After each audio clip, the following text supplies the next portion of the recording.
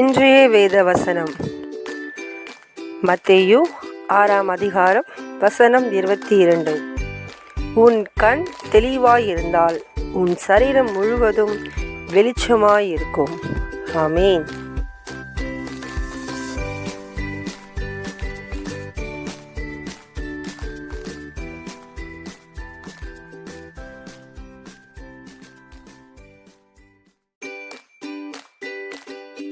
இன்றைய வேத வசனம் மத்தேயு 6ஆம் அதிகாரம் வசனம் 22. உன் கண் தெளிவாயிருந்தால் உன் சரீரம் முழுவதும் வெளிச்சமாயிருக்கும். ஆமேன்.